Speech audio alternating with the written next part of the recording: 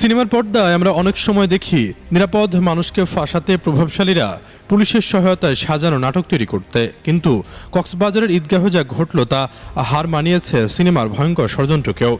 সাধারণ একজন অটোচালককে ফাঁসাতে খোদ পুলিশ সদস্যরা পাতলেন এক সুনিপুণ ফাঁদ, আর সবটাই ধরা পড়ল সিসিটিভি ক্যামেরায়।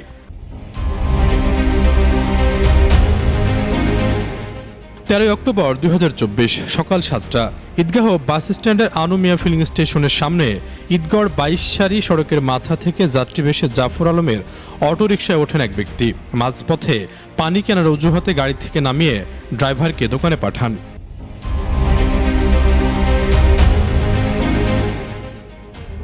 চালক জাফর যখন দোকানে যান, ঠিক সেই মুহূর্তে যাত্রী বেশে ওই ব্যক্তি নিজের ব্যাগ থেকে একটি অস্ত্র বের করে অটোর পেছনে রেখে সটকে পড়েন।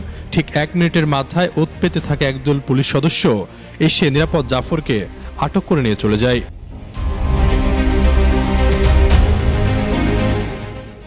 সিসিটিভিতে স্পষ্ট দেখা যায় পুলিশ সদস্যরা জোর করে জাফরের হাতে অস্ত্রটি ধরিয়ে দিয়ে ফটোশুট করছে। জাফর যখন বাঁচারাকুতি করেছেন, তখন বিতর্কিত এসআই বদিউল আলম ও তার সঙ্গীরা তাকে গালাগাল ও চাপ সৃষ্টি করছেন অস্ত্র হাতে ছবি তোলার জন্য। কেন এই সাজানো নাটক? অনুসন্ধানে উঠে আসে এক করুণ সত্য। জাফরের স্কুল পড়ুয়া মেয়ে লিজা মনি স্থানীয় বখাটে শাহিন ও রাসেলের নিয়মিত ইপটিজিংয়ের শিকার হতো। এই অন্যায়ের প্রতিবাদে মামলা করেছিলেন জাফরের পরিবার। সেই মামলার প্রতিশোধ নিতেই ওই বখাটেদের পক্ষ নিয়ে পুলিশ জাফরের ওপর এই নির্মম ঘটনা সাজায়।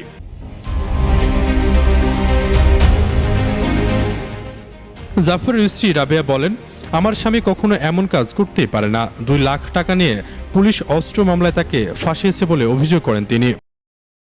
এলাকা দুয়া বখাটে আর মায়া দুনুয়ার ডিস্টার্ব করতে দেয়, টিচিং করতে চাই দিয়ে আনাল্লাহ আনার আশ্রণী আইন তাকে মামলা করছি। মামলা করি শাহিন জিয়াল হাইটে দিয়ে আনাল্লাহ তারা বা বিদেশে তো আয়েরা পুলিশের লয় কনস্টেবল তাম্বির লয় তো কনস্টেবল মনির লয়েরা এসা বদিউল আলম লয় 2 লাখ টাকা খন্ড করে আজ আমার অস্ত্র দিয়ে ফাঁসাই।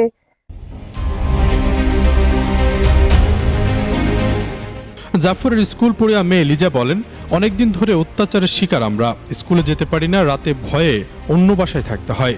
পুলিশ উল্টো তাদের পক্ষ নিয়ে আমার বাবাকে ফাঁসিয়ে দিয়েছে।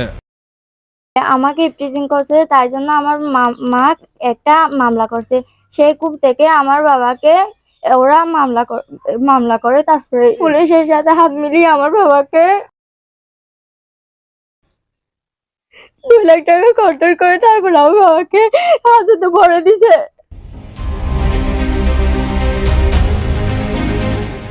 এই অভিযানের নেপথ্যে ছিলেন ঈদগাহ থানার এসআই বদিউল আলম, যিনি টেকনাফে কর্মরত থাকাকালীন একাধিকবার বিতর্কিত কর্মকাণ্ডের জন্য ক্লোজ হয়েছিলেন। খুনের আসামি ছাড়া থেকে শুরু করে মাদক কারবারিদের প্রশ্রয় দেওয়া সবই ছিল তার নখদর্পণে। কিন্তু এবারে সিসিটিভি ফুটেজ তার সব চালাকি ফাঁস করে দিয়েছে।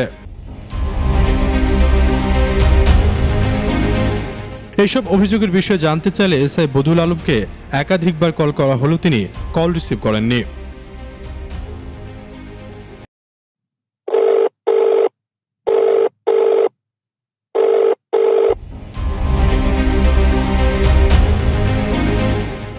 জেলা পুলিশ সুপারের মুখপাত্র অলোক বিশ্বাস সিসিটিভি ফুটেজ দেখে নিশ্চিত করেছেন যে জাফরকে সুপরিকল্পিতভাবে ফাঁসানো হয়েছে।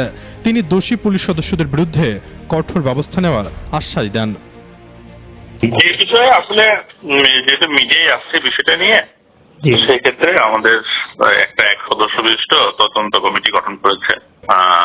সত্যতা দেখে ওনারা যে রিপোর্ট দিবেন সেটার উপর ভিত্তি করে আমরা আসলে ব্যবস্থা নেব।